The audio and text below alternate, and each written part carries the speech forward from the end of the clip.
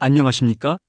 지금부터 부채담보부 증권의 사례, 금융기관의 도덕적 해이, 2008년 금융위기의 교훈이라는 세 가지 주제에 대해서 말씀드리겠습니다. 먼저 부채담보부 증권의 사례입니다. 1천억 원 규모의 대출 자산을 기초로 MBS를 발행했다고 가정해 보겠습니다. MBS를 보유한 투자자는 매년 총 100억 원의 수익을 얻게 되며 이는 수익률 10%에 해당합니다. 이 MBS를 신용 등급에 따라 세 등급으로 나누어 CDO를 발행합니다. 후순위 증권은 300억 원, 중순위 증권은 500억 원, 선순위 증권은 200억 원으로 재포장됩니다. 여기서 각 등급별 투자자는 다른 수익률을 얻게 됩니다. 선순위 CDO 투자자는 6%의 낮은 수익률을 받습니다.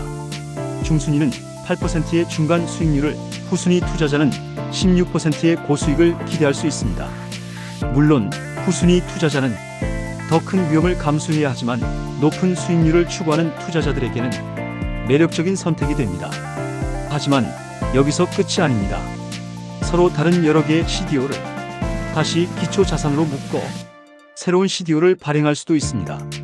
이처럼 CDO를 거듭 재포장하는 과정에서 이를 중개하는 투자은행들은 지속적으로 수수료 수입을 올릴 수 있었습니다.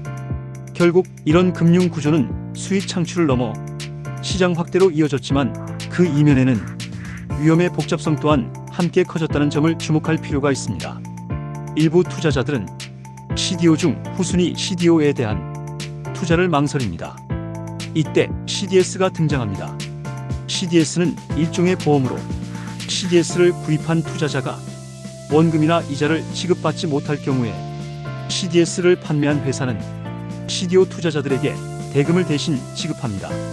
수익성은 상대적으로 높으면서 위험도 별로 없으니 매우 매력적인 투자 수단이 되는 것입니다. 당시 CDS를 가장 많이 판매한 금융기관이 바로 세계 최대 보험회사 AIG입니다.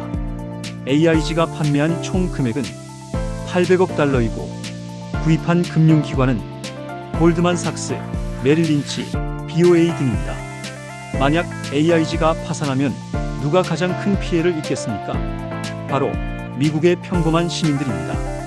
그래서 미국 정부는 AIG의 지분을 거의 인수하면서 AIG를 살리는 정책을 펼치게 되는데 이 당시 대마불사라는 단어가 영어로는 because is too big to die가 인터넷을 달구었습니다.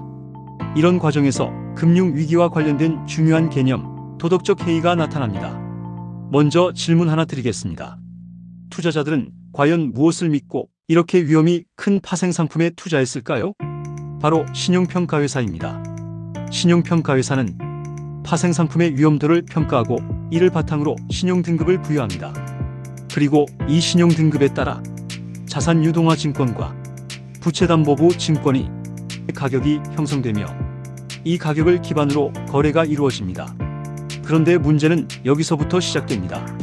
신용평가회사들은 상대적으로 후한 신용등급을 부여하라는 압박에 시달렸습니다. 그 결과 MBS 채권의 75%가 AAA 등급이라는 사실입니다. 여기에 더해 투자은행의 보상체계도 문제였습니다. 성과급 중심의 구조로 고정급보다 성과급이 훨씬 높은 체계가 일반적이었습니다.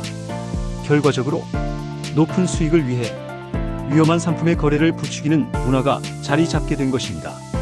이처럼 도덕적 해이는 금융시장의 신뢰를 무너뜨리는 주요 요인이 되었으며 이는 금융위기의 본질적인 문제로 연결되었다고 볼 수 있습니다. 그렇다면 여기서 우리는 어떤 교훈을 얻을 수 있겠습니까?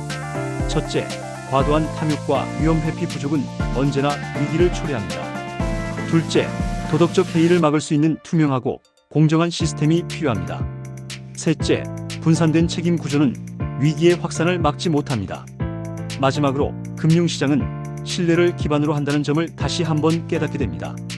2008년 금융위기는 금융 시스템의 복잡성과 위험성에 대한 깊은 통찰을 제공하며 우리가 신중하고 균형 잡힌 금융 시스템을 구축하는 데 경각심을 심어주었습니다. 지금까지 부채담보부 증권의 사례와 금융기관의 도덕적 해이, 그리고 마지막으로 2008년 금융위기로부터 얻을 수 있는 교훈에 대해서 말씀드렸습니다. 이상으로 2008년 금융위기에 대한 전체 설명을 마치겠습니다. 고맙습니다.